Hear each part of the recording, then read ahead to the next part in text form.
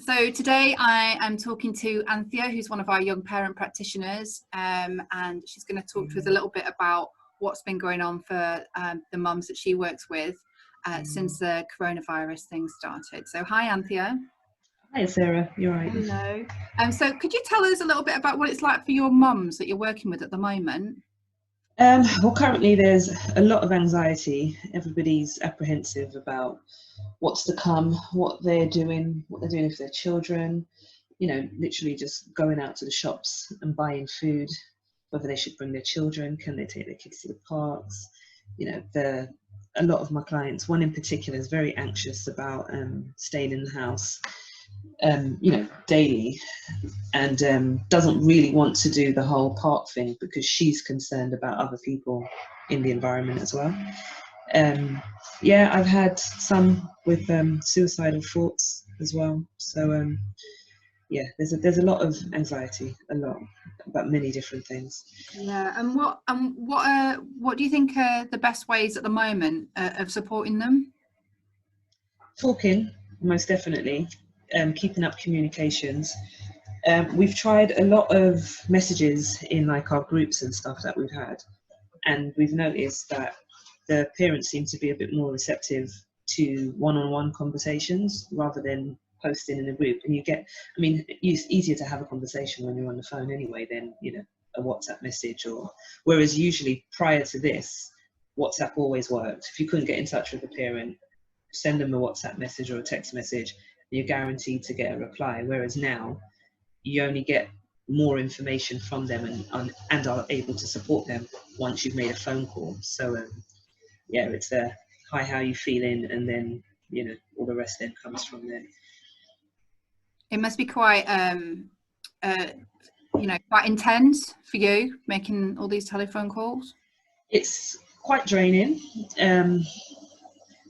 Draining, exhausting, and the worry is when you receive the information from them, you want to be able to support them, and you may not always be able to support them. So I suppose just like in normal circumstances, sometimes just listening is enough, but it can be a lot to take on, considering we've got our own personal anxieties as well currently. So it is quite difficult.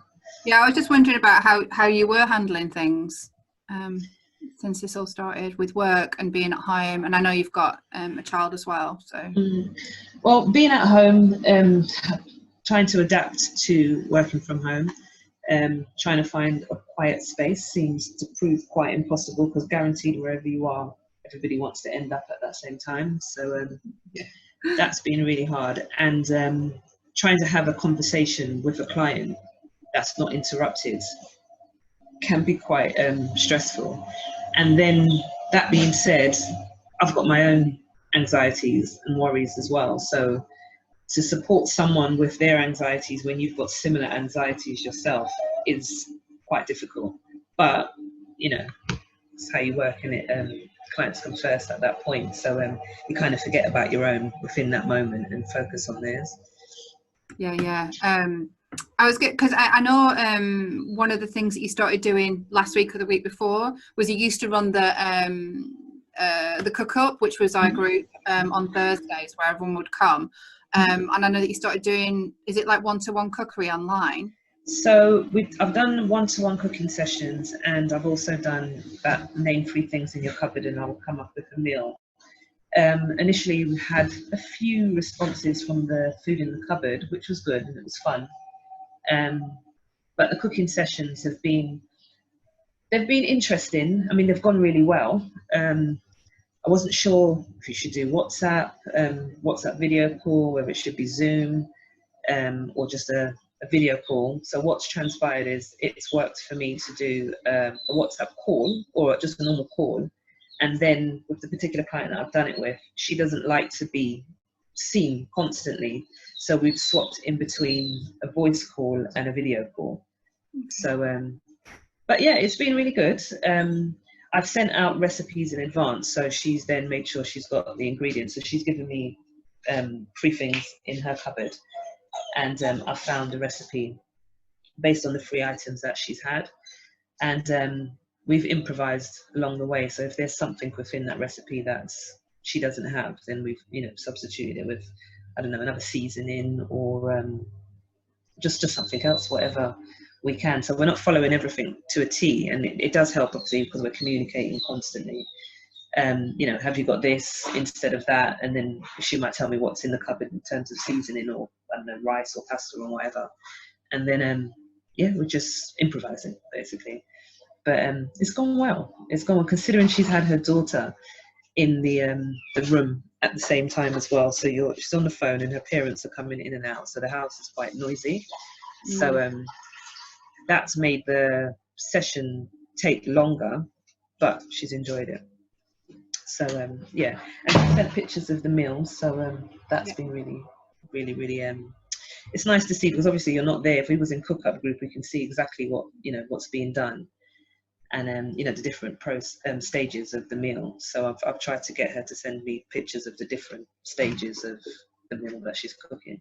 Okay. And does it, I mean, does it spark other conversations with them trying to do these kinds? Oh yeah, most definitely. Because say, for example, yesterday she was cutting up some onions and garlic, and you know, there could either be a really awkward silence, or, you know, while she's preparing, or you just have conversations. So yeah, so within that you end up talking about absolutely everything and anything. So yeah, so it does allow the space to have conversations as well, because the meals are quite quick, because the easier they are, you know, the more convenient it is for them. So I'm not trying to get any difficult recipes for them to do. So there's a lot of conversation throughout the session, a lot. And I'm just wondering if there's, are there any other way, I'm just trying to think actually to put this, like what other kind of, what do you think you need more of to be able to help these parents at home? Well, we have problems with Wi-Fi. A lot of my clients, or some of them should I say, they've been unable to join the Zoom because they don't have Wi-Fi, and they don't want to use their data. That's been a problem with several clients. So that's problematic, because they're, you know, isolated at home, and they can't communicate. And the last thing you want them to do is use all their data, and then they can't communicate with other people outside of St. Michael's when they need that support right now. So yeah, that seems to be a big problem right now. And I don't know if that's adding to the reason as to why they're not communicating via WhatsApp as well. So I mean, that could be connected. All right. Well, thanks very much for that, Anthea. Yeah, I wish you luck, and I'm sure we'll catch up again in a few weeks to see how things are going, because who knows how long this is going to be like this, or when things change. So, well, hopefully it won't be much longer. But yeah, thank you.